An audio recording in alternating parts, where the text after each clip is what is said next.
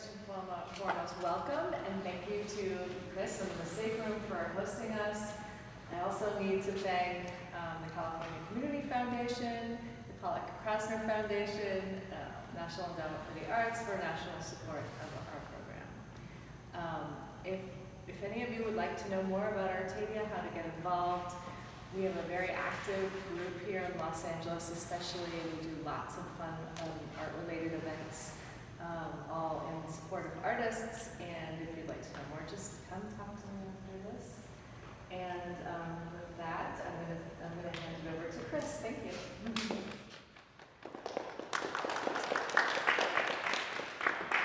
Thank you, Lexi, and hi everyone. Welcome to the Mistake Room. And this was a really wonderful partnership, I think, with Artedia and their Art and Dialogue series, because at the Mistake Room we have something called the International Curatorial Research Program, or ICRP for short. It's a program in which we bring international curators to Los Angeles to share what they do with people in our city, and also to allow them to become a little bit more familiar with the sort of art scene in Los Angeles and the many artists that we have here. So it was a very nice kind of partnership with Artedia to bring Magali here. So thank you all for coming, and I have a bio for you. Forgive me, I'm just going to read a little bit of it, okay? to introduce Magali Arreola. For those of you that don't know, Magali Arreola is an art critic and independent curator who currently lives in Mexico City. She was a curator at Fundación Jumex between 2011 and 2014, where she organized exhibitions of artists such as James Lee Byars, Cointet and Danh Vo, and curated shows contextualizing works from the Jumex Collection. She was Chief Curator of Museo Tamayo between 2009 and 2011, where she curated many exhibitions and projects, very numerous that I won't name here. Her independent projects include The Sweet Burnt Smell of History, the 8th Panama Biennial, and What Passed for the Future, or The Landscapes of the Living Dead, which was in Los Angeles in 2005, and many other projects as an independent curator and writer. She's written extensively for books and catalogs and contributed to many publications like Art Forum, Loose, Manifesto Journal, and many others. So without further ado, I turn it over to Magali Arreola.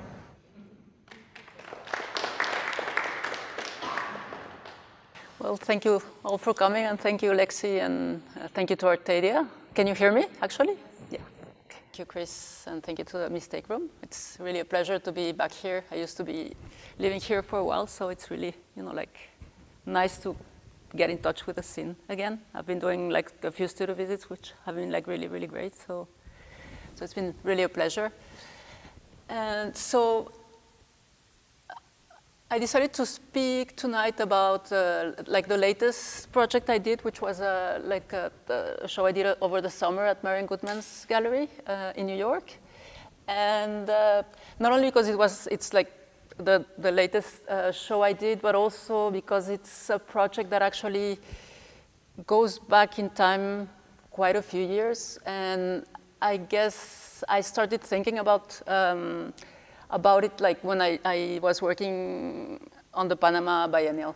So to make a long story short, when I did the Panama Biennial, which is a very tiny biennial with a very tiny budget, I was working on the history of the Canal Zone, which is still very present. So it's like a kind of historical site that sort of vanished because it doesn't exist anymore, but it's still present, and it's been taken over by the government, the population. There's people living there, and there's all these sort of non-for-profits and UNESCO and all these kind of different institutions that took over the military base. So when I was working there, I just like started doing, like research and reading about the history of the canal zone. And of course, like it's totally like intertwined to the North American history in a way, and the way it sort of expanded in the late 19th century, early 20th century. And so from then, like I started like thinking about all these like kind of colonial issues, and like the way colonialism like is like intertwined with imperialism. And I don't know, I was just like, I started like putting together things and ideas and works, and there was just like this, like document on my desktop where I would just like throw things in. And then finally I got this invitation from the gallery to do something 2 years ago. And I was just like going, like through the roster of artists they have, and of course, like they have like fantastic, like historical artists and contemporary artists, and I was like really, like willing to like put together like different generations and different, like arguments. So like this came up, this exhibition called Sunset Decor, and it really departed from this like one of the latest installations by Marcel Bortars, the Belgian artist, which is called Decor, a Conquest, and it's a Conquest by Marcel Bortars. So this is from 1975, and again, it was one of the latest decors he did. The interesting thing about this piece for me was, so it's constructed, it's like two different spaces that kind of mirror each other. So there's like a 19th century room, which is like this one that you're seeing there with this like python, stuffed python, like two cannons that you see there. I have like a tiny image, so. And in the back you can see there's like these two big lights and then a table, which is a gambling table. And then on the table you can see a lobster and a crab playing cards. And then, I think I have another image back there. Maybe you can see in the back on the right side, there's like two barrels, like two liquor barrels, and then there's like one of these like movie posters, like lobby cards from a film from 1969, which is called Heaven with a Gun, which was like a Western. And of course at that time, like that was like the kind of like very politicized Westerns that were like kind of reviewing, like Sam Peckinpah's film, like a little bit like making a kind of parallel between whatever happened in the like 19th century and of course, like at that time, the Vietnam War. So again, like a kind of parallel between like colonial history and imperialism in a way. So that was like the 19th century room. And then, and of course you have like the liquor barrels and then the card game. And then like the 20th century room was this kind of bourgeois interior with this like garden table and all these machine guns in the back, which were machine guns that were used like during the Vietnam War. And then on the table you had like this puzzle, which it's a puzzle from the Battle of Waterloo. So of course, like that was like a kind of reference also to the cannons that were in the 19th century room, which were were supposed to be like Napoleon cannons. So the story goes, at this point, Brothers was like at the end of his life pretty much, and so he did this piece for the ICA in London. And so he was working with a curator over there, and he basically sent him a list of like items he wanted to get for the show. And so they started looking for the cannons, which was like the hardest part. And like at some point, the curator didn't find the cannons, but he found this puzzle, which was a representation of the Battle of Waterloo. So he got it actually just like a kind of how do you say that? When you have something to, instead of having the cannons, he got like the representation of them. But then, like in his mind, that was like a present for Brothers' daughter. So he gave it to him, and at some point, Brothers decided that he would include this, like in the show. instead of the canons. And then they kept on looking for other things. And in the end, they, after like, you know, like long time period, they ended up going to this like place where they would rent like props for films. So the whole exhibition was actually made, you know, like out of props, like the cannons, you know, like the python, you know, like all these. So and this is of course very much in relationship to the notion of decor in Brother's like late work, which is, it's like a very interesting notion. This is after he did he closed his Museum of Eagles.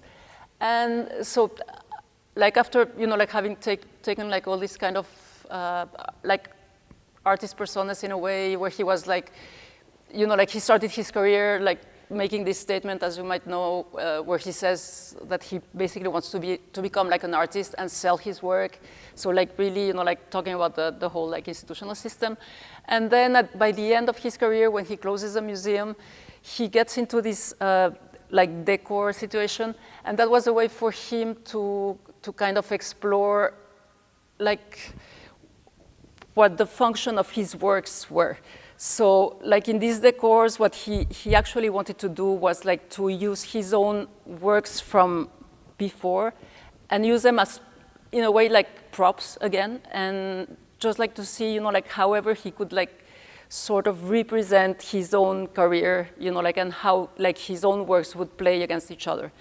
So like that was very much the point of departure for my exhibition, which was, again, like revolving around this piece by Brothers, which wasn't there because it's like a very big piece. It would probably take, you know, like as much as this space.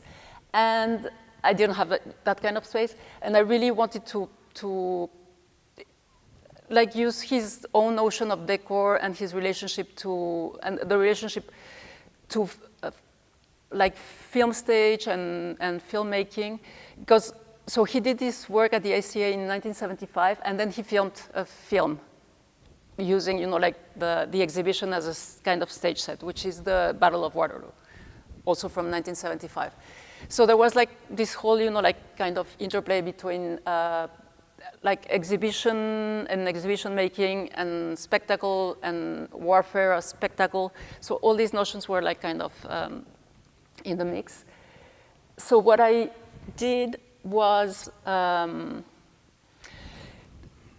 like basically my exhibition on the one side, as I said before, when I was working on the Panama Canal history, I just like started to get into, you know, like to go back in time. And of course, you know, like that whole expansion, like North American expansion towards like Central America came very much as a result of like the French presence, you know, like in Latin America. So as you may know, you know, like that was like Napoleon III's kind of political agenda to actually like the word Latin America comes from, it's like a French invention, I would say, because it was like really Napoleon who first wanted to do like to build a canal in Nicaragua, and from there it went to Panama. So the French started the canal, they totally failed doing the canal, and then so the American came into the equation, and there was like a whole, you know, like kind of conspiracy because Panama used to be part of Colombia, so they actually made like this negotiation where Panama could like be independent from Colombia, but, you know, like in exchange they would give them the right to, so like North America would help them, you know, like fight the Colombians, and in exchange they would get the right, like at that time, like it was like unlimited in history to, you know, like use the piece of land to construct the canal. So afterwards, you know, like there's like a whole history, political history that came in, and of course, you know, like Panama got the canal back at some point in 1979, but it was really like very much, you know, like intertwined in a way. So I was like wanting to bring like these two like stories together, and so this exhibition came in. So this is a piece that was the first piece in the show by Carrie Quinn Evans.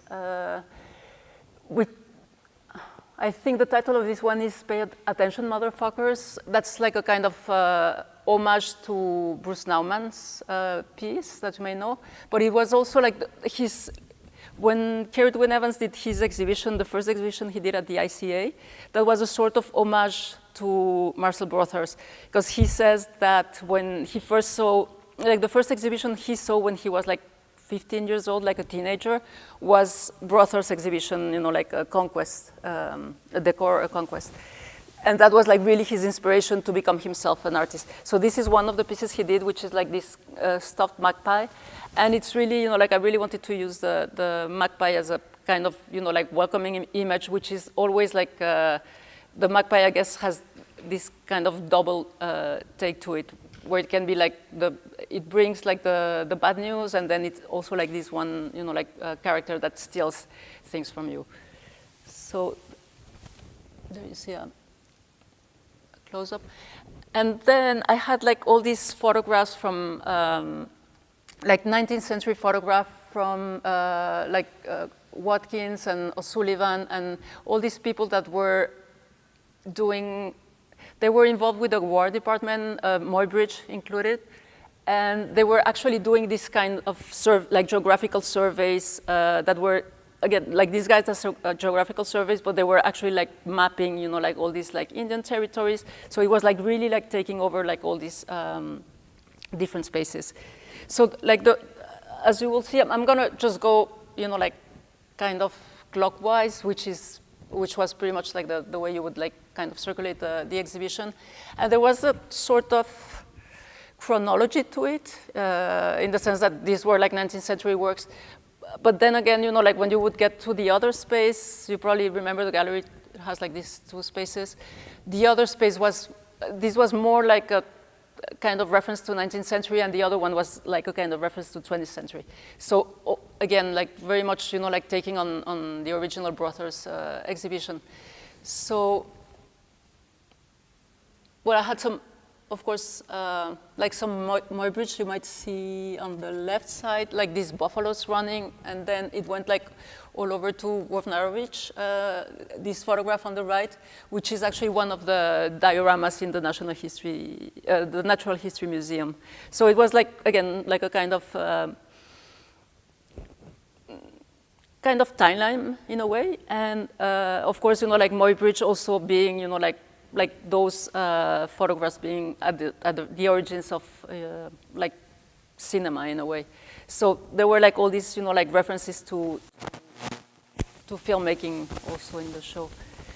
Then this was another piece. This is by Superflex. That's a piece they did at the University of Arizona Museum. And so so the video piece is actually a reenactment of this one print by Frederick Remington. So this is like a shortened version of the whole project that Superflex developed in Arizona. So there's like one version of this painting. This is a print, like early 20th century print of the painting that is at the museum. And somehow Superflex figured out that that this painting was a fake, actually, and the real one is in Houston. I can remember right now in which museum. But they did like this whole research, like around like the painting and like the materials they used and all of that. And it turns out that actually like Remington was like one of these, like of course one of the makers of this myth of the Wild West in a way. So he was actually from New York originally. Then he came, like to the West. He started working on all these kind of representations of, like what the West should be. And he actually was kind of collecting, like soldiers' testimonies, props again, like using props, like photographs and all these kind of things to make like all this kind of imagery of the Wild West, which is what actually transcended, like, but again, like probably like with, like many of these stories with no like real reference, but like, and then of course they got like over time they got like copied and distorted and all of this. So I had like this, like two elements of like the whole project by Superflex, and the video is really beautiful because it's really it's really just like this one scene that you see on the print, in which they basically are like kind of making peace, but then again, like there's a whole text underneath the printed image, which is like completely problematic, like in terms of, like racial appreciation and, like who is who and who is more violent at who and these kind of things. So the like the film is just this, and then the sound is like this kind of like desert sound with just like a rattlesnake, probably like going into the sun. And then the neon piece that you see in the back, that was another piece by Kerrit Wynne Evans, which also came from that show at the ICA in I think it was the early 90s. It says, I won't remember by memory, but if I don't meet you, and if I don't meet you no more in this world, I'll meet you in the next one, but don't be late, don't be late. And so of course, like there's like this whole, I guess, like reference to, like gun violence and all of this, but actually the text comes from Jimi Hendrix song. So, but again, that function in a way like in his head, like a reference to Brother's piece, but then I thought it was like, it really set like a kind of, like tone and drama for the whole exhibition. And then I had this eagle there, and same thing. That was like a kind of random finding, but like very. I thought it was like really, like perfect for this show. I was at the Carnegie Museum last year for like just a kind of talk again, and it was like like a talk, kind of workshop situation, and at some point, like talking.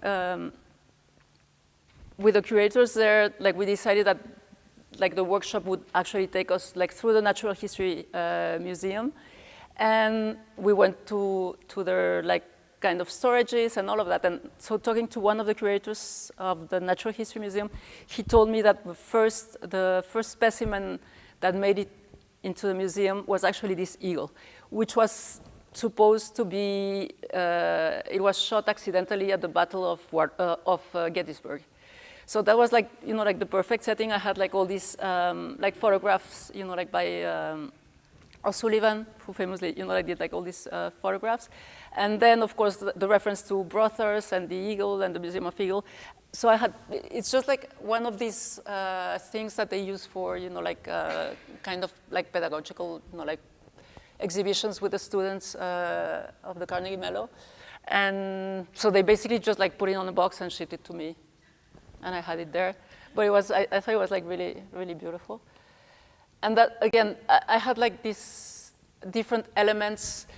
Since I didn't have, like the original installation by Brothers, I thought about, like different ways of making it present in a way. And also, again, like playing with, like his own way of making, like objects and artworks, like sort of, like play out and create like another situation, no? Like, so I had this, and then I had this this case with like, so those are two books from the last exhibition that Brothers did in Paris, and again, like, so the first one you see on the top, it's just like like the first catalog he printed, and in which he explains, he has like all these kind of, like decorative patterns. And so there were like, if you go through the pages, you have like a different pattern for every page and a different pattern for every, like colored room.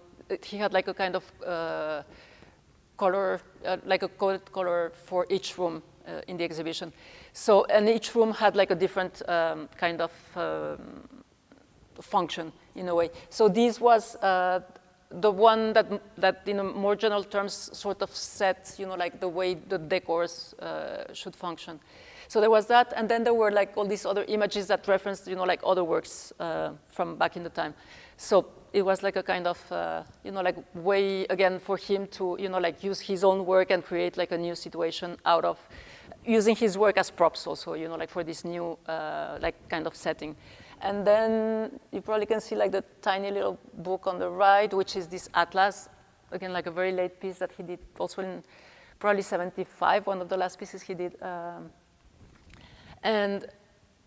And this is like a reference, like again to like military, like all these kind of military strategies, but just like ridicule, like of course when you got it like in this tiny little format, and then if you go through the pages, it's just like an atlas of the world, like again, like this idea of mapping, like territories, but of course, like all the countries are like drawn just like like the silhouette, and all of them have the same, not the same scale, but the same size. So of course, like it's like a completely useless like tool in a way. And then on the left, you had this, it was like the invitation card for Gerrit Wyn Evans' show at the ICA, where he explains, like the whole situation and the whole like kind of homage he was doing to Brothers. So it was like a way of, like bringing all these things together. And then I had the puzzle, like I managed to find online, like the very same puzzle that was like in the other room. Of course, incomplete, but like we just like made it, like pretty much up to the half. And actually, like I wanted to have the Battle of Waterloo, the film where this puzzle is. There's like this shot where you have like this woman's hands like making the puzzle, but I couldn't, like. Actually, we had access to it, but you have to go through Brothers' widow, and she really wanted it to have it screened in 35 millimeters, which was like really complicated, like in like technical terms, and then of course, like the projectors were big, and so we really had a hard time, like putting things together. So in the end, we didn't show the film, but again, it was a way of making it present. And then on the left, you have like same thing, like I found, like online, I managed to find the very same card that was in the original installation from Heaven with a Gun. This is a piece by Leonor Antunes, Plants. So of course, like it was like her own way to kind of make an homage to Brothers, like use of plants. And of course, like in Brothers' case, it was like a reference to this kind of, like colonialism and exoticization, like, and very much in reference with the Belgian history of like colonial history in Congo, specifically. And so what Leonor did here was like she used plants that were actually coming from California, so from the West, in a way. Then I had this other video piece by JoachimKoester, which is called The Place of Dead Roads. And this is a video that actually comes, it's like a kind of Western, so you probably know his work. And so this piece comes from a novel by William Burroughs, which is also called The Place of Dead Roads. And it's like this very weird, like kind of sci-fi novel where you have like this cowboy like traveling in time, and then, like there's like a priest also, which is also like the figure of the priest is very present also in the Heaven with a Gun in that film. So there were like all these kind of, like parallels. And so here it's just like, like all these characters kind of chasing each other. They don't carry guns, but they're like kind of mimicking, like this kind of like crazy situation where they're just like chasing each other, but then nothing happens. It's just like very hysterical situation. And then we had the other room. So this was like another piece by Leonor with a different plant, also like coming from the West. And then I had like these different photographs by Trevor Paglen that he actually did very much in response to all these photographs, like 19th century photographers like O'Sullivan and Watkins. So it was, again, like a kind of mirror situation. And I had, like, not all of them, but like 3 of them actually matched, like the same views that we had in the other room. So, and you probably know like this project by Trevor where he actually, he's kind of documenting all these like survey satellites at the very same spots, like just like a century later. So it's like different kind of, like different kind of mechanisms, but it's like really like the same kind of way of thinking. And this was a piece by Marco Esparza, who is a very young artist from Mexico. He's from Chihuahua, actually, and he's done like lots of work, like in the border area, but like he's not at all interested in migration situations, which is what actually, like many people expect from him. Like he always get like this kind of, like expectations, like from people, like if you're from the border, why wouldn't you, like work around those issues? And so this is like something, like completely different that he did, and it's actually like it's called like dry meat, and it's a reference to this like Apache way of, like when they would take like prisoners, they would like wrap them into, not in meat, but in like animal skins, and just like leave them to dry on the sun. So of course, like as soon as the animal skin would like, they would like basically squeeze them to death. So it was just like this kind of reference to, like this kind of practices and again, like warfare in a way. And then I had Lothar Baumgarten's photographs, like all the way in the back. So that's like a series called Carbon from the 1990s. And I think that was first shown actually here at MoCA. And it's like this kind of documentation of all the railroads that were constructed, like from the 19th century on, like coming to the West. And of course, like many of them still bear like the names of the original tribes that were, like located in all those territories and that were just like, like put apart. And when he took these photographs, it's like a long project. It took like quite a few years to do them. He also wrote like quite a few, like stories, like very short stories, like probably like sometimes 1 or 2 pages only, where he would just like kind of narrate his experiences when he was like doing, like all this kind of survey and taking all these photographs. And many of them, in a way, they're like very, like anecdotal in a way, like just like telling his experiences. But at the same time, some of them are very like speculative in a way, and so just like very poetical and again trying to, like bring.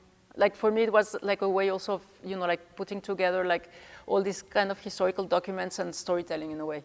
So we didn't have, like the stories in the space because they just like exist on paper, but we did print a kind of booklet for the show, and, like all these, I had like this, some of these stories printed in there. And this was a piece by Jean-Marie Perdrix, which is he's a French artist that works in Burkina Faso, and he's between Paris and Burkina Faso. And this is like the head of a horse. And what he does is he actually takes, like the actual head, like with everything in it, and then he uses it as a, like he makes a mold and then he pours the bronze in it. So this is like the real head with all this, like organic material. It's a really, really beautiful piece, but like very strong one. And oops. And of course, like there's like a whole kind of like colonial background, like between, again, like France and Burkina Faso, and, like he's doing like lots of work, like on around there. And then this was like the piece that sort of, like closed the loop of the whole exhibition. This is a piece by Fiona Banner. And what she did is, so I don't know if you're aware, but like the first film that Orson Welles wanted to do wasn't Citizen Kane. It was actually this, which was like a version of Heart of Darkness. And so he wrote the script, but then, you know, like he wanted, I think he went to RKO, and they actually didn't want to produce it because they thought it was like too political in a way. And in his version of, you know, like Heart of Darkness, it's interesting, like what was interesting for me is that the Nelly, you know, like the boat doesn't leave from London to Congo, but like from New York, the New York harbor to the south. So it was like, again, you know, like a way of like transposing, you know, like that whole colonial history, like European history, to the US in a way.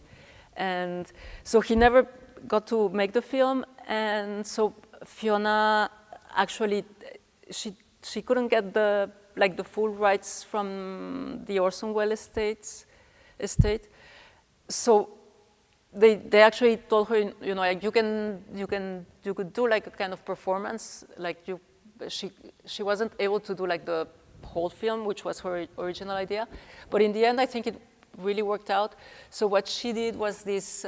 So she did the performance, which was actually filmed and edited, like pretty much on the spot, and then she had it projected, you know, like in a cinema theater at the same time.